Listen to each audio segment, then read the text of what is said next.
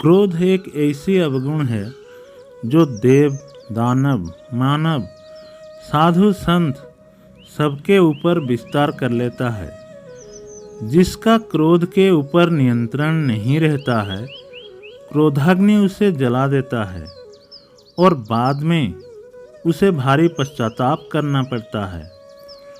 क्रोध से कई प्रकार के अवगुण उत्पन्न होता है।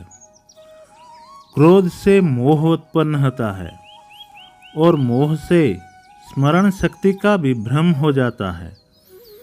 जब स्मरण शक्ति भ्रमित हो जाती है तो बुद्धि का नाश होने पर मनुष्य अपनी स्थिति से गिर जाता है। क्रोध ऐसा तमोगुण है जिसका धारण करता दूसरे के सम्मान का अधिकारी नहीं रह जाता। यहाँ तक कि भगवान भी उसे अपनी शरण नहीं देते। चलिए दोस्तों, इससे जुड़ी एक कथा सुनाता हूँ। क्रोध कितना भयंकर हो सकता है, जानिए इस कथा माध्यम से।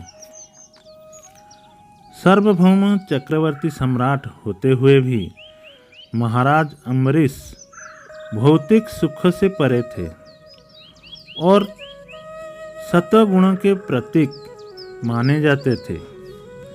एक दिन वे एकादशी व्रत का पारण करने को थे कि महर्षि दुर्वासा अपनी शिष्यों के साथ वहां पहुंच गए।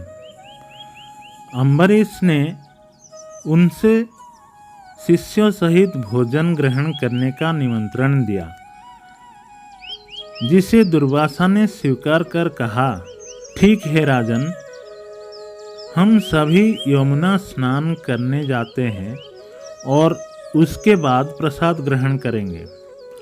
महर्षि को लौटने में विलंब हो गई और अम्बरीश को व्रत पारण की घड़ी आ पहुंची। राजगुरु ने उन्हें परामर्श दिया कि आप तुलसी दल के साथ जल पीकर पारण कर लें। इससे पारण विधि भी हो जाएगी और दुर्वासा को भोजन करने से पूर्व पारण करके पाप से भी बच जाएंगे। अम्बरीश ने जल ग्रहण कर लिया। जब दुर्वासा मुनि लौटे तो उन्होंने योग बल से राजन का पारण जान लिया और इसे अपना अपमान समझकर महर्षि ने क्रोधित होकर अपनी एक जटा नीची और अम्बरीश पर फेंक दी। वह कृत्या नामक राक्षसी बनकर राजन पर दौड़ी। भगवान विष्णु का सुदर्शन चक्र, जो राजा अम्बरीश की सुरक्षा के लिए वहां तैनात रहता था, दुर्वासा को मारने उनके पीछे दौड़ा। दुर्वासा ने इंद्र, ब्रह्मा और शिवजी की स्तुति कर उनकी शरण लेनी चाहिए, लेकिन सभी ने अपनी असमर्थता जताई। लाचार होकर वे शेषशायी विष्णु के शरण में गए, जिनका सुदर्शन चक्र अभी भी मुनि का पीछा कर रहा था। भगवान विष्णु ने भी यह कहकर विवशता जताई कि मैं तो स्वयं भक्तों के बस में हूँ। तुम्हें भक्त अम्बरीश की ही शरण में जाना चाहिए, जिसे निर्दोष होते हुए भी तुम क्रोधवश प्रताड़ित किया है। हार कर क्रोधी दुर्वासा को राजा अम्बरीश की शरण में जाना पड़ा। जब राजा ने उनका चरण स्पर्श किया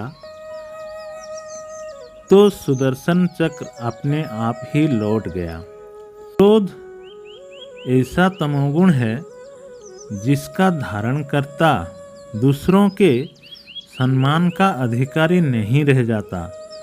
यहाँ तक कि भगवान भी उसे अपनी शरण नहीं देते। दोस्तों, अगर ये कथा आपको अच्छे लगे तो वीडियो को लाइक, सब्सक्राइब ज़रूर कर दीजिए। आज के लिए इतना ही। हर हर महादेव, जय भोलेनाथ।